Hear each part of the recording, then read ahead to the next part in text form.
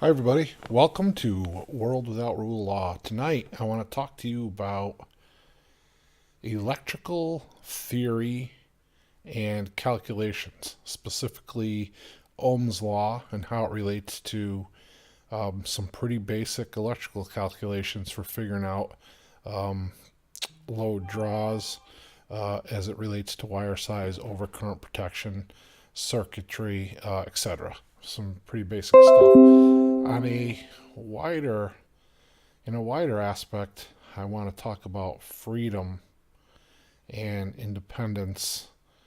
I guess I'll start with that. In this country, we supposedly live as free American citizens. And throughout the years, we have seen those freedoms, those personal freedoms and liberties, slowly and systematically stripped away from us. And, you know, we look at the overreaching arm of the government and how it relates to those things. And I'm going to tie that into this electrical bit as well. It seems like two topics that don't go together well, but I'm going to try to make the connection. So, a lot of us are patriots, homesteaders, preppers, and in that movement, in that community, the community that a lot of us belong to, we try to be more self sufficient. We try to be more self reliant. And like with everything, it's just a building of skills and knowledge that helps us get to that. And so I've been a part of this community online with many other homesteaders, preppers, and patriots. And gotten so much from that in the way of knowledge, in the way of skills, in the way of ideas and perspectives and things we pick up from others. I think of like Prepper X and, everything he does for the community. And, Rescue Boss, for his perfect example, he helped me build a medical kit. And he's a very approachable person. And so, just through meeting him and being part of that same community with him and a lot of those other people, we've built friendships. And some of the people I've met in person, some of those friendships have remained so far just online. But I took a first aid course, and now if I want clarification on something or need a little additional information, I can reach out directly to Rescue Boss, and I know that he's more than willing to help me. And so that's just one example. There's many people like that Prepper X, Backwoods Law, and Purple Tea Bear. I hate to even start naming them because I could easily miss somebody. Miss Nina from Rural Readiness helped me with an issue with the software for this video that I'm making right now.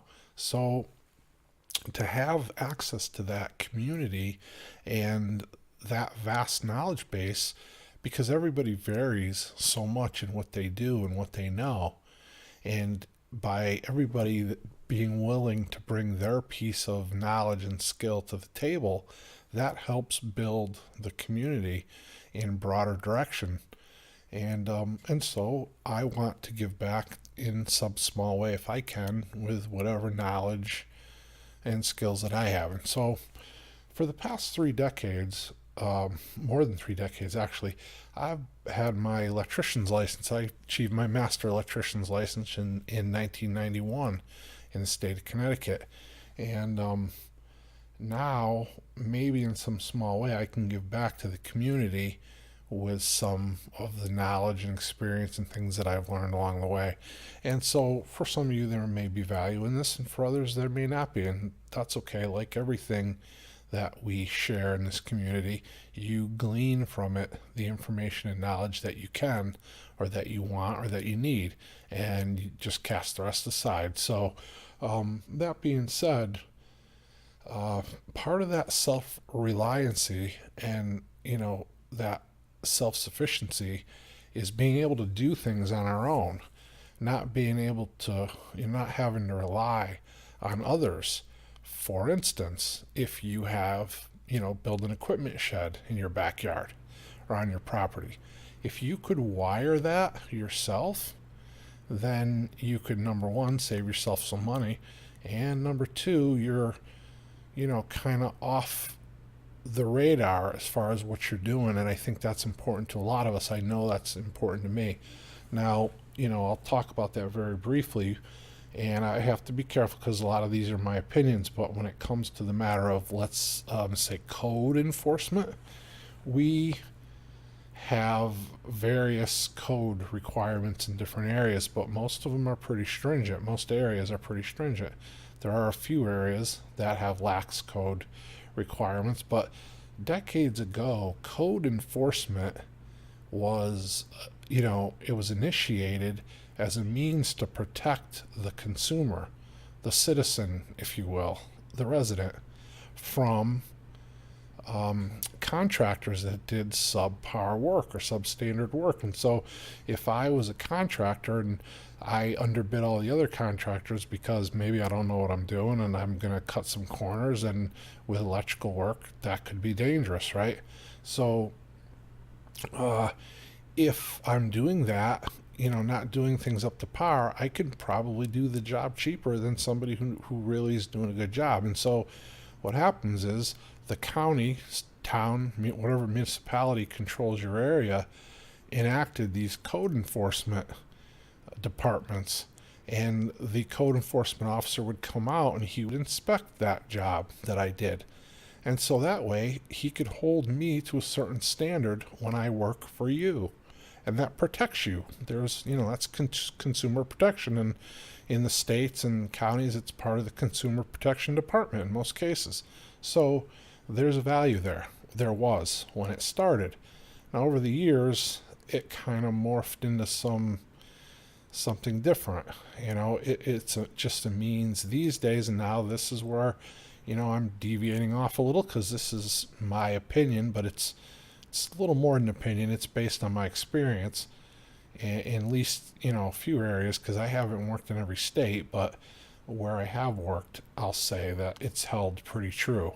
And this is just a mechanism now for these municipalities to generate revenue, because everything that you do requires a permit and there's fees for that, and then they can come out and they can bust your chops and make you do changes if that drives the cost of the job up. Most jobs are priced.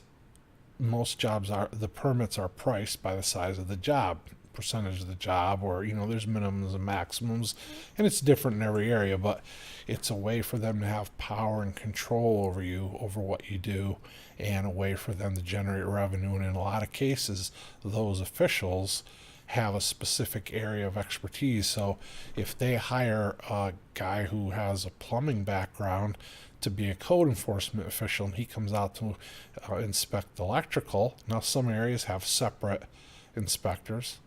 Larger cities do.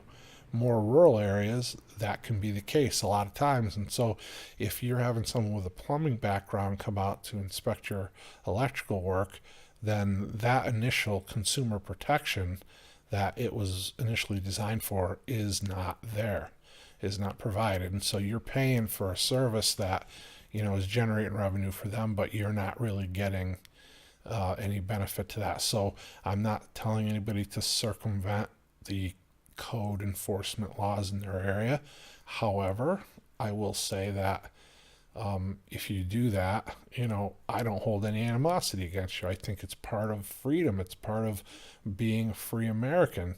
You own the property. You should be able to do what you want on it. Now, to a certain degree, and there are things built into the enforcement.